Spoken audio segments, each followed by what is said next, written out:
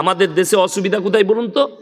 মদ খেয়ে যদি মসজিদ ঢুকে গায়ের লোক বিচার ডাকবে, গাঁজা খেয়ে মসজিদ ঢুকে গেলে বিচার ডাকবে, কিন্তু সুদ খেয়ে যদি কেউ মসজিদে ঢুকে কোনো অসুবিধা নাই, ফার্স্ট কাতারে নামাজ পড়তে পারবে, খালি আঁতরটা লাগিয়ে লিয়া। ওরে বাবরে ফ্যান্টুসিয়া, হ্যাঁ দারুণ লোক। আবার ওদের যদি ওই সুদ খেয়ে টাকা হয়ে যায়, সে আবার তখন বড় বড় ফতোয়া দেয়, দিয়ে সে চিন্তা করে সালা আমাকে মতওয়াল্লি করে দেয়। হ্যাঁ, মতওয়াল্লি হবার জন্য কতজন লাপাই জানেন। আর আমি বলে যাচ্ছি, গ্রামে যদি আলেম থাকে তাকে মসজিদের মতওয়াল্লি সেক্রেটারি করুন, সেই হচ্ছে উপযুক্ত। তার টাকা থাক আর না থাক, সে আলেম। আমাদের পুরসা মসজিদের সেক্রেটারিকে খোঁজ নিয়ে আসবেন, কে? মোল্লা শওকত আলী মাজাহির। সে হচ্ছে মসজিদের কি কথা বলে না, সেক্রেটারি। আপনাদের মসজিদের সেক্রেটারি কে? বড় মসজিদে হাসছেন আপনারা এতগুলো আলেম থাকতে। হ্যাঁ, আমি বললি খারাপ, আমি কেন বলছি? আমার চাকরি যাবার ভয় নাই। চাকরি যাবার ভয় আছে আমার? আমাকে তাড়াতে পারবেন? আমাকে যদি বলে হুজুর এইসব বক্তব্য দেবেন, গাড়ি রেডি হয়ে আছে, নামবো, পালিয়ে যাবো, পয়সা ফেক, তামাশা দে, আবার যেখানে আসবো এইটাই বলবো।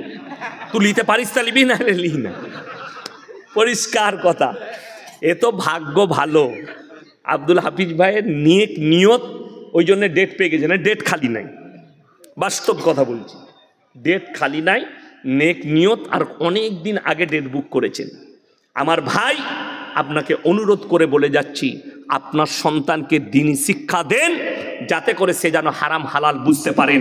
আজকে এতগুলো আলেম দোয়া করবে, আমি যতই দোয়া করি, আমি চ্যালেঞ্জ ছুড়ে বলে গেলাম, দোয়া কবুলিয়াতের জন্য শর্ত হচ্ছে হালাল খাবার। আপনাকে হালাল খাবার খেতে হবে, নারী হোক কিংবা পুরুষ হোক, হালাল খাবার। আপনি বোলপুরে যদি রেস্টুরেন্টে যান, আপনাকে জিজ্ঞেস করতে হবে না দাদা মুরগিটা জবাই না কাটা, কথা বলে না, জিজ্ঞেস করতে হবে। সকালবেলায় উঠে আপনার ঘরে জলসা শুনতে কুটুম এসছে, বিয়ায় এসছে, বিয়ান এসছে, তো বললে কালকে থেকে যাও বিয়ায়। সকালবেলায় গেছে ইলেম বাজারে মুরগির মাংস কিনবে, রাতের বেলায় জলসা শুনেছি ইয়াসিন ভাই বলে গেছে 1 কিলো ভালো মাংস দিয়ে জবাই করা, কিনছেন জবাই করা মাংস, টাকাটা আবার সুদের টাকা, সেই একই মালটারি। কত বোঝাতে পারলাম?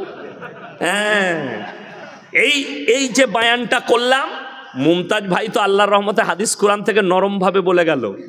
এই যে সুদের বায়ান করছি, সকালবেলায় খালি ইলেম বাজার থেকে আপনার এলাকার চায়ের দোকানগুলো দেখবেন, কোন মাল কটা গাল দিবে? সুদখোর মাল কটা। ওকে আবার দাওয়াত দেবে বাজে মুলবি, ওই মাল কটা গাল দিবা। তোরা গাল দিলে সুদ কখনো হালাল হবে না, ঠিক বললাম না ভুল বললাম? আমাকে গাল দিলে সুদ হালাল হবে? আমাকে গাল দিলে মদ হালাল হবে? কখনোই হবে না। মৌলবীকে তুমি গালি দাও, আমি এই বীরভূম ডিস্ট্রিক্টের কথা বলছি, জায়গার নাম করব না।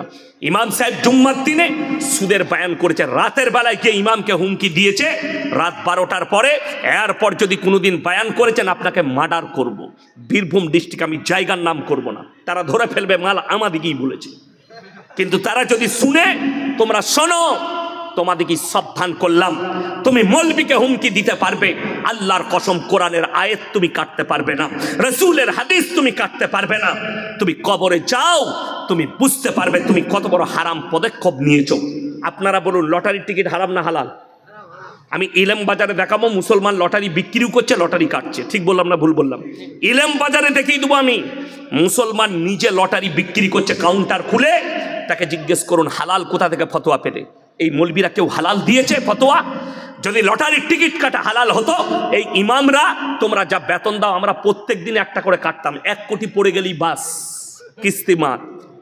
কথাটা বুঝতে পারেননি? হারাম বলি তো আমরা ওই জায়গায় যেতে পারি না, ওই জায়গায় দাঁড়াতে পারি না।